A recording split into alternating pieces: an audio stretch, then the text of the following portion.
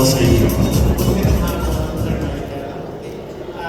By the way, I'm Nolly, very well supported in worldwide. Kung makatanong mo ang mga tanong, pinalakan number 5, 8, 15, 19, and 59. Alright, if you heard their numbers, please join me here in front. Ang ating mga makigising na lakan, simulan natin mula sa ating lakan, mula sa San Pablo City. Good afternoon, my name is James Ryan Ramos from San Pablo City. Okay, ma'am. Ito ang aking katanungan. I-translate ko na lang sa Tagalog. Okay? Kung bibigyan ka ng pagkakataon na kapagbigay ng isang importanteng mensahe sa iyong mga kasamahan dito sa Lakan at Lakambini ng Laguna, anong mensahe ito na gusto mo iparating sa kanila? Maraming salamat po sa magandang tanong. Ang mga ibibigay ko po mensahe sa aking kapwa, mga lakan at lakambinis, yung kahit na may kahadlangan or hirap sa ating buhay, ilaban pa rin natin to. Kahit na may mahadlang, kaya natin hiharap ang ating sarili. Katulad ko na isang produkto ng broken family na kahit na wala sumusuporta sa aking magulang or may kulang sa akin, kaya kong iharap ang aking sarili at magbigay inspirasyon sa lahat. Kaya lamang po at maraming salamat. Salamat, sadyang ikaw ay inspirasyon. Another lakan from San Pablo City. So, good afternoon everyone. My name is Joshua Henry Sanchez, proudly representing San Pablo City. If I would be given a chance to give a message to my co-candidates, especially Lakana Lakambini, it would be, guys, let's stay confident and be resilient. Because despite our busy schedules, we still manage to show up here in the activities of Lakana. And if we have this confidence in ourselves, I believe that it will take us to the greatest moments of our lives. Thank you. Thank you very much.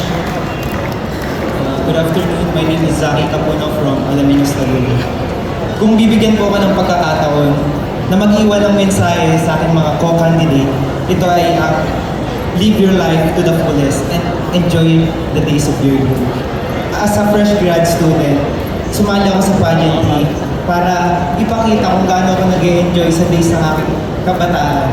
At gusto kong sabihin sa kanila na ang pagsali dito ay hindi lamang sa pakikipagpaligsahan kundi sa paggamit ng iyong oras to the fullest. I believe na kung may enjoy mo ang days ng iyong kabataan ay hindi mo ito pagsisisihan sa pagdating ng panahon. Yun lamang po, maraming salamat. Maraming salamat mula sa lakan ng Alaminos. Mabuhay po, isang makatinubuang bayang araw po. I am Richard Manzanero from Colomba City. If given a chance and opportunity to give a message to my co-candidate, it would be always think positive, always be optimistic, and always think on the brighter side of something despite of all the challenges that we face. Like I am now, competing in this competition, I receive a lot of bash, a lot of criticism that I don't fit in this competition with because I don't have a good body physique like others have. But instead of thinking those words as negativities, I transform it as my words of inspiration for me to become a better version. Thank you po. Thank you very much.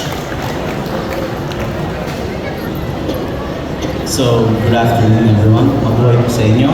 And especially to the lovely people of the city of Santa Rosa. I am Lakan number 29, representing our lovely city, the city of Santa Rosa. So, to answer your question, my message to my fellow candidates would be to be our most unique selves. Not because that we're joining this pageant, that we should be wearing a mask that isn't really us. I want to promote to be your best self, your best version, while representing the beautiful province of Laguna. And further than that, I would like to promote confidence within all of you, because considering that we are the first batch of the Calachan and Lakambini of Laguna, we are the first stepping stone of this pageant and this opportunity. So let us show to our fellow youth that we are more than capable of fulfilling our dreams and proving to everyone that the beauty in the youth is the opportunities that they can obtain. Thank you. Thank you very much, mga lakanan San Pablo, Alaminos, Calamba at Santa Rosa.